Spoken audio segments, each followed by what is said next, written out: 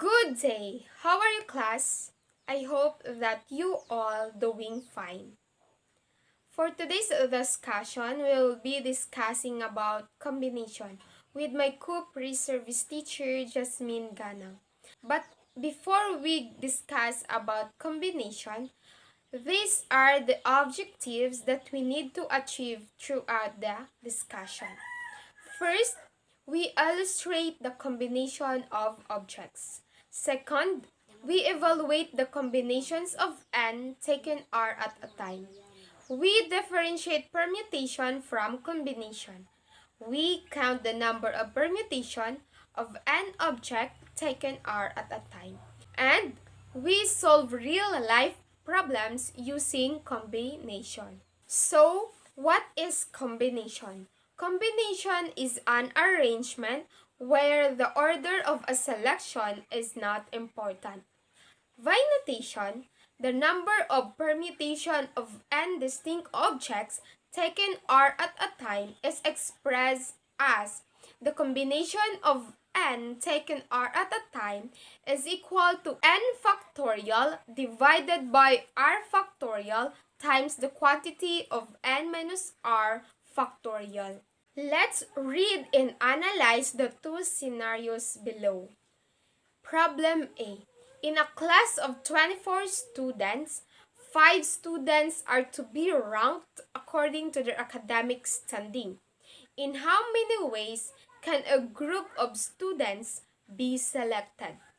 Problem B. In a class of 24 students, 5 students are to be selected to attend a youth conference regardless of their academic standing. In how many ways can a group of students be selected? Given these two counting problems, we can observe that these have the same given. The number of students per class is 24 and the number of students to be selected is 5. In these problems, it is important for us to determine whether there is an order or none. These are the solutions for problem A. In problem A, the 5 students are to be ranked according to their standing. Since there is ranking, the permutation is to be used. So the formula for permutation is the permutations of n taken r at a time is equal to n factorial divided by the quantity of n minus r factorial.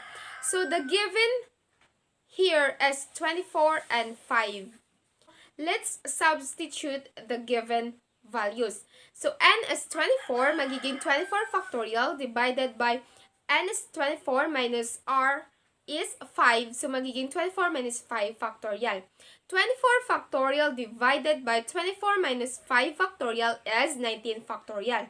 So expand natin yung 24 factorial. So magiging 24 times 23 times 22 times 21 times 20 times 19 factorial. So bakit nag-end tayo sa 19 factorial? It's because yung denominator natin is 19 factorial.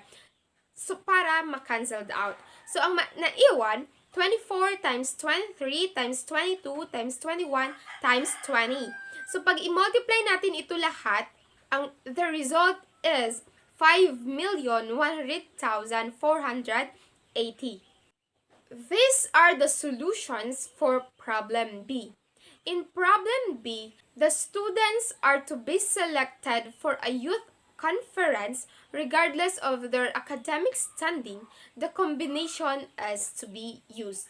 Formula for combination is the combinations of n taken r at a time is equal to n factorial divided by r factorial times the quantity of n minus r factorial.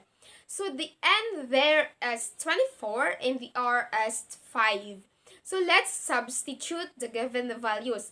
So n is 24 factorial divided by r is 5 factorial times the quantity of n is 24 minus r is 5 factorial. So 24 factorial divided by 5 factorial. Let's subtract 24 and 5. So the answer is 19 factorial. So i-expand natin yung 24 factorial. So magiging 24 times 23 times 22 times 21 times 20 times 19 factorial. Same din dun sa problem A kanina para ma-cancelled out na din. So 5 factorial, i-expand na din natin. 5 times 4 times 3 times 2 times 1 times 19 factorial. Bakit hindi natin i-expand yung 19 factorial? Para automatically ma-cancelled out na. So, ang naiwan is 24 times 23 times 22 times 21 times 20 divided by 5 times 4 times 3 times 2 times 1. So, the result, pag i-multiply natin lahat yung sa numerator is 5,100,480. While yung denominator, pag i-multiply natin yun, ay magiging, the result is 120. So, pag i-divide natin yung 5,100,480 sa 120, the result is 42,504. Para mas maunawaan pa ninyo further yung combination, let's have another example. Let's evaluate the combination of 6 taken 2 at a time. So, yung N there is 6 while the R is 2. So, let's substitute the given values to the formula. Combinations of N taken R at a time is equal to N factorial divided by R factorial times the quantity of N minus R factorial. So, yun, N factorial is magiging 6 factorial divided by R is 2 factorial times the quantity of N is 6 minus R is 2 factorial. So, i-copy natin muna yung numerator which is 6 factorial divided by 2 factorial. Let's subtract 6 and 2. So, the result is 4 factorial. So, para makuha natin yung result, let's expand the 6 factorial. So, magiging 6 times 5 times 4 times 3 times 2 times 1 divided by 2 factorial times, yung expand natin yung 4 factorial, magiging 4 times 3 times 2 times 1. So, bakit isa-isa talaga? Para ma-cancelled out yung same na number na nasa numerator and denominator. So, ang maiwan is 6 times 5 and 2 times 1. Pag i-multiply natin yung 6 times 5, the result is 30 and 2 times 1 is 2. So, pag i-divide natin yung 30 divided by 2, the result is 15. Therefore, the combinations of 6 taken 2 at a time is equal to 15. So, let's have another example. There are 18 flavors in an ice cream store. In how many ways can a kid select 3 scoops of different flavors in a cone?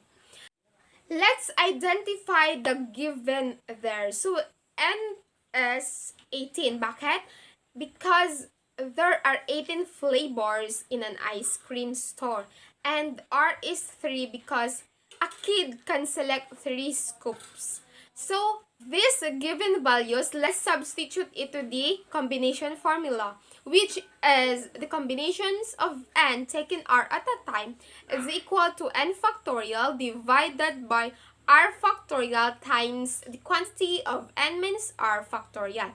So, let's substitute the N, which is 18 factorial, and R is 3 factorial times N is 18 minus R is 3 factorial. So, same process, i-copy muna natin yung numerator which is 18 factorial divided by 3 factorial. Let's subtract 18 and 3. So, the result is 15 factorial. So, pag i-expand natin yung 18 factorial, magiging 18 times 17 times 16 times 15 factorial divided by 3 factorial times 15 factorial. So, same din, nag-end tayo sa 15 factorial para ma-cancelled out. So, ang naiwan is 18 times 17 times 16 divided by 3 times 2 times 1.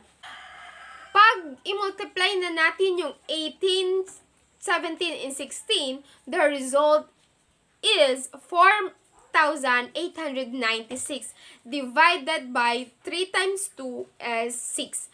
So, pag i-divide natin yung 4,896 sa 6, the result is 816.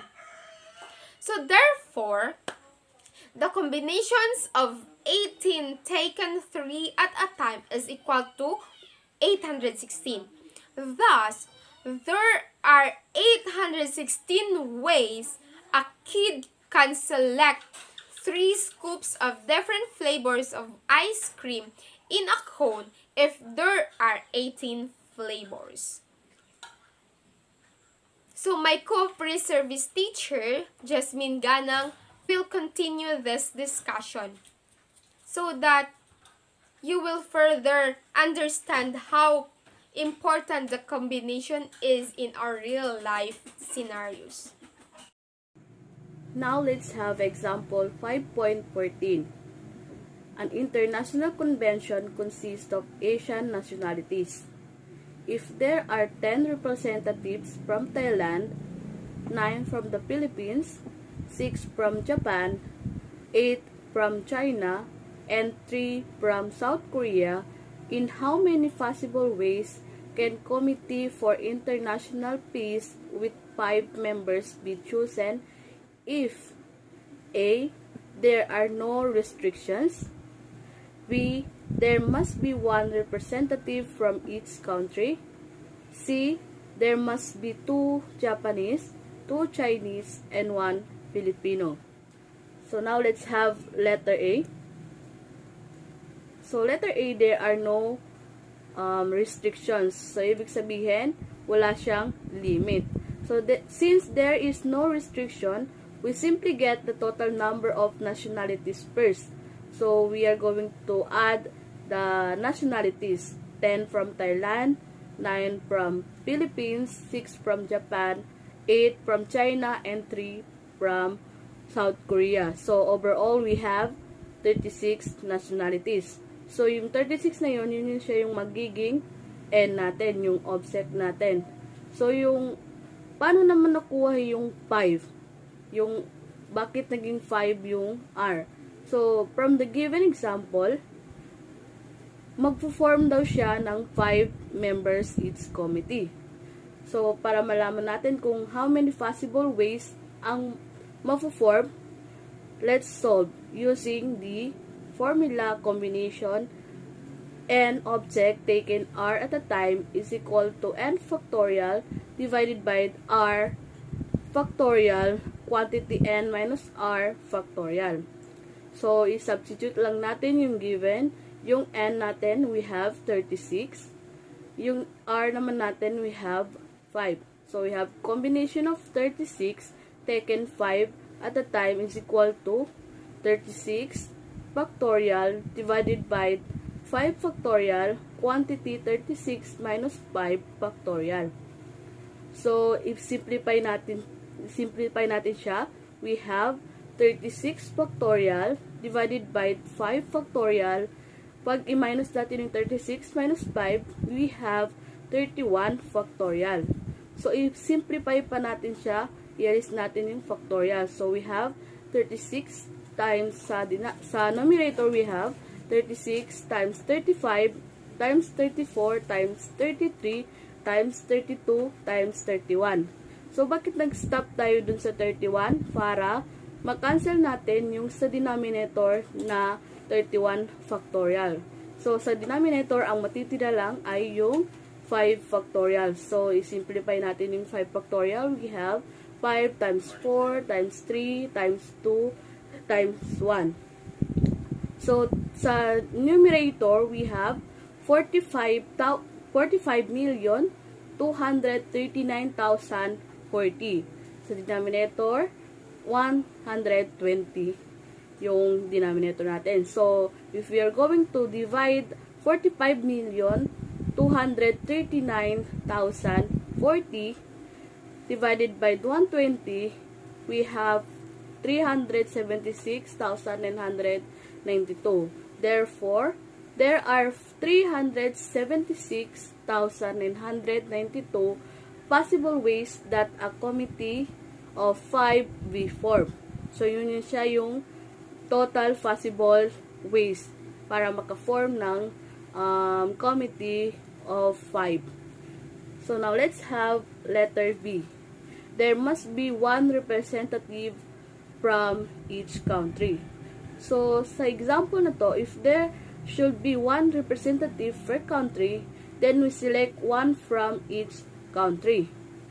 So, ang nangyari lang dito, ang solution lang, we have to multiply all the nationalities. So, we have combination 10 taken one at a time kasi isang representative lang per country. So, combination 10 taken one at a time times combination 9 taken one at a time times combination 6 taken one at a time times combination 8 taken one at a time and times combination 3 taken one at a time. So we have 10 times 9 times 6 times 8 times 3, we have 12,960 committees. So yun yung possible ways na maka-form ng committees of 5. So, sa letter C naman, there must be 2 Japanese, 2 Chinese, and 1 Filipino. So, sa example naman na ito, meron daw 2 ang Japanese, 2 naman ang Chinese, and 1 naman sa Filipino. So, if there should be 2 Japanese and 2 Chinese and 1 Filipino, ang mangyayari is combination of 6, yun din siya yung total ng sa Japan. 6 ang tao nila. Taken 2. Kasi dalawa lang ang pwede sa Japanese. So, combination of 6 taken 2 times combination 8, which is yung China, yung total number of China, taken 2. Kasi dalawa lang ang sa Chinese. Times combination 9, since Philippines has a 9 total of person. So, taken 1 kasi isa lang daw ang Pilipino. So, we have 15 times 28 times 9. Divide is equal to 3,780 committees. So, kapag there must be 2 Japanese, 2 Chinese, and 1 Filipino, there are 3,780 committees na possible ways para maka-form sila of 5. So now, let's have the difference between permutation and combination.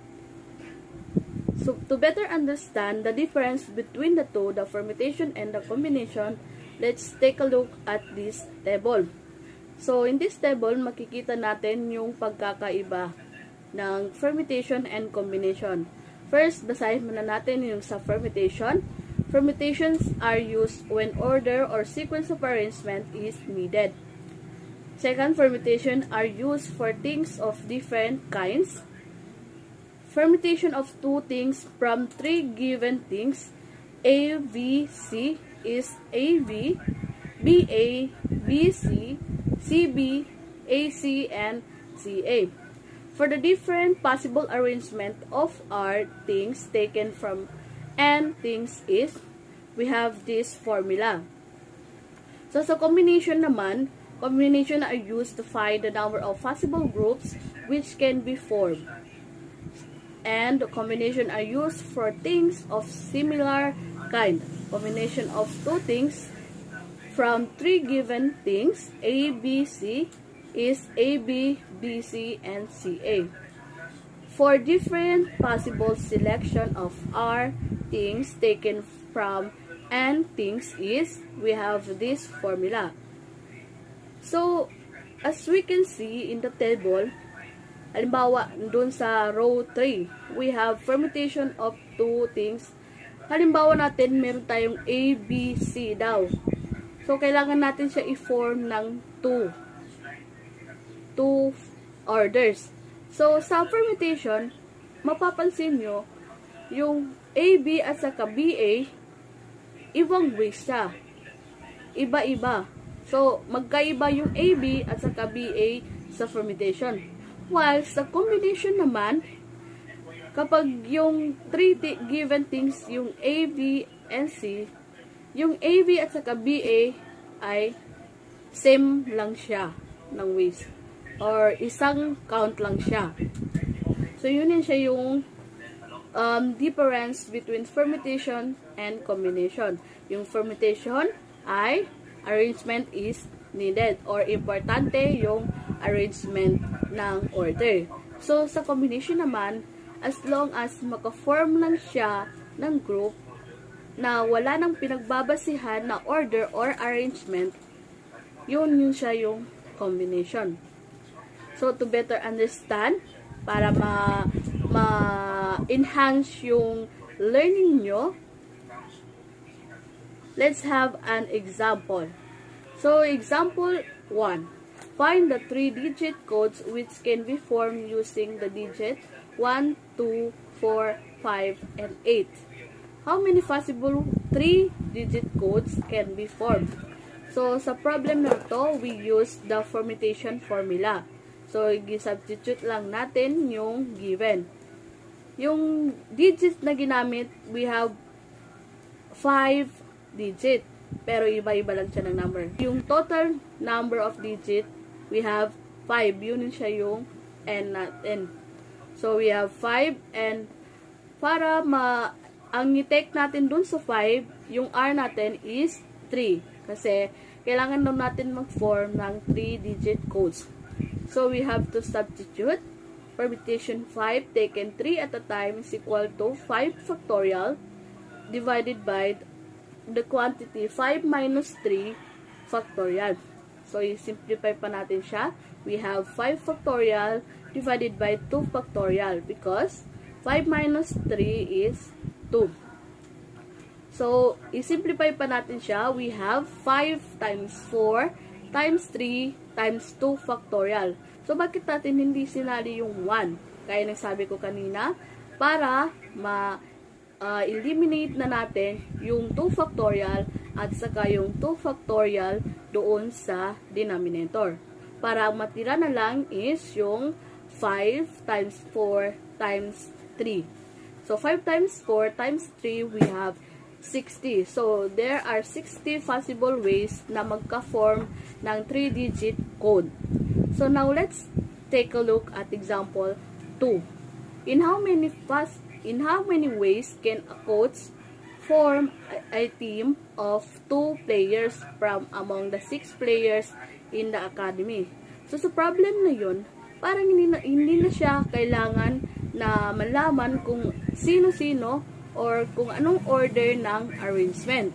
So, kaya ang ginamit natin sa example 2, we have the combination formula.